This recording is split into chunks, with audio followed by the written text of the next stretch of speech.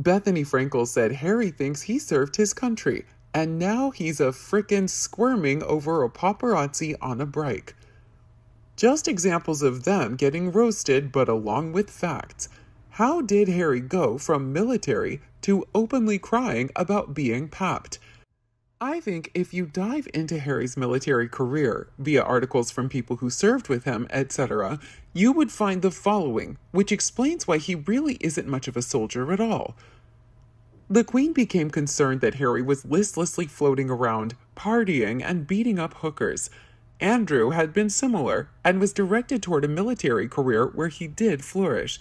She followed a tried and true royal formula for a second son, the military. Harry appeared to enjoy the training at Sandhurst, but was advised near the end of that training that due to his position in the LOS at the time, he could not be deployed. Harry then decided to quit the military, tantrum, because in his words, what's the point? Once again, William stepped in and asked him if he really wanted to sully what could be a good career, definitely good training, and all the work he put in. William talked him out of going. The Queen signed off on Afghanistan, probably with Philip and William pushing a little. Harry had bodyguards who, according to fellow soldiers, whisked him to the safest positions possible. He also spent an inordinate amount of time playing video games. He then failed his helicopter pilot's license 3 times before he was given the license. My take on this is that he can fly a chopper, but they would never put one in his hands as a solo. He has tried any number of returning vets' guises over the years. Cheerleader for the Walking Wounded, Invictus, post-traumatic stress disorder suffering vet, Hero, action man who blew away civilians with little regret, lunatic who wanted to blow his father up with bombs on board his aircraft. Here's what I see. A loser with a failure to launch who, if he could, would be living in his father's basement, smoking, drinking, doing drugs, and playing video games, refusing to work and demanding like a baby. And Meghan, does she really believe her standing, or is she just again stuck in the 80s and 90s, fake it until you make it? She's clearly incredibly immature and emotionally stunted at around the time Dorito went AWOL, leaving Thomas to do the parenting single-handedly. Then casually swans back into her life when she's essentially grown up.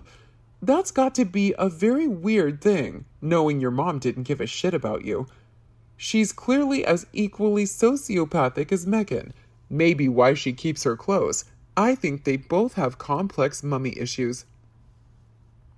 She keeps her close because of the racial angle. For sure, Meghan's exploiting her for that. But Doria was allegedly the one who encouraged the estrangement from her dad, and that started happening before she met Harry, and before she became a professional victim, and 43% Nigerian queen of all people. They'd long thought he wasn't good optics for Meghan's social media climbing aspirations and needed to go. Doria is even more ruthless than her, and Meghan knows it. I think Meghan keeps her close because she's terrified Doria will stab her in the back in a heartbeat if she doesn't keep her sweet. She knows all her secrets. Plus, Doria is probably laundering a shit ton of money for her via the Loving Kindness home care scam. Another Delaware-registered front was set up by Meghan's lawyers. I thought they were estranged for so long Doria might not know much about the skeletons in her closet. And then Meghan was in Toronto for years. I do think you have a good point about the money laundering angle. How does Doria run that senior care company from the spare bedroom at the Olive Garden? That company seems to do nothing except pay her salary of $1 million a year, or some such outrageous amount. Wait, I am dying to know where Doria went for certain at that time. I know there are rumblings about jail, tax fraud, and the like, but the fact nothing about that time has not come out yet is insane to me. I think it might be more mundane. I think she's just a selfish asshole and didn't want the responsibility, so she took off to some weed farm and did God knows what. I think, like Meghan, she does what she wants, when she wants, and by whatever means necessary. And I mean whatever. She's a wrong 'un through and through, in my opinion. The whole bizarre story surrounding the death of her father and how she subsequently and inexplicably became the sole beneficiary of his house is like something out of a movie. The rumors being she faked her brother's signature to give her sole inheritance, despite them being joint hers, and allegedly knocked off her old man too. The official story being he tripped over his dog's lead on his own property and died. But if you don't wind up with multiple blunt force trauma head wounds from a single fall, so yeah, the jail rumors may very well be one of the least sketchy aspects about her, allegedly.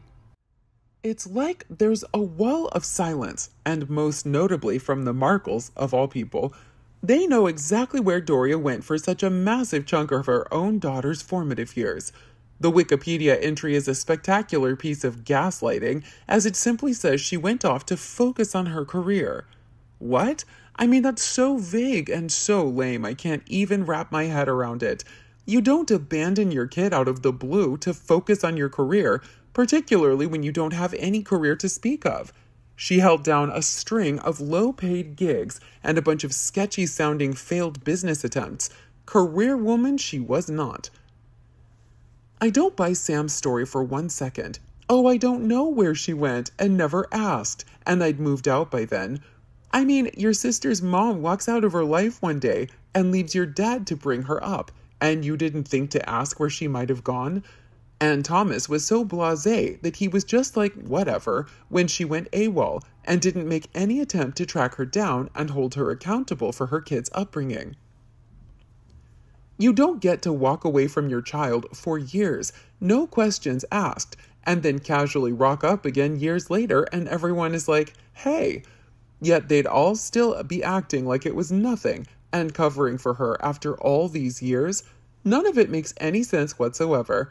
So I'm inclined to believe she may very well have something to hide, and they don't want it to come out because it reflects poorly on all of them. But what that is. They definitely know, however, have probably been threatened with legal hell should they say anything. My personal conspiracy theory is that I could even imagine a scenario where Meghan, right at the beginning of dating, before she ghosted her family, said something like, oh, we all have to sign these privacy documents, NDA. It's what the palace wants, just to keep Harry safe, to guarantee she's got her family locked down and shut up. Once she had that set in place, and once Harry managed to scrub anything ungainly from the internet, like those pesky old working actress blogs, is likely when she went into full ghost Markled mode. She knew way back when that was the goal. It's likely why they made a lot of noise but without much actual bite, because they can't afford to fight Meghan's attack dogs in court. They're legally muzzled by NDAs and the palace, and MI5 ensured everything got scrubbed internet-wise. And yes, even those cringe working actress blogs were actually made available on the Wayback Machine until fairly recently. I was able to access them only a few months ago. Now, nada. Scrubbed. I just found it so peculiar that you can drop out of your own child's life for years, and your ex-husband's family, who watched him pick up the pieces and raise her single-handedly, remained so uncharacteristically ambivalent and unwilling to criticize. You're right, they made a lot of noise, but they're deftly avoiding addressing the glaring inconsistencies and questions on everyone's lips. Well, us sinners anyway. Something very fishy going on there. What do you think about Harry and Meghan's dirty secrets? Let us know your thoughts below in the comments section. We hope you found this video helpful. Don't forget to leave a like, share, and subscribe to the channel if you like it. Thank you for watching this newsletter. See you in the next videos. Goodbye.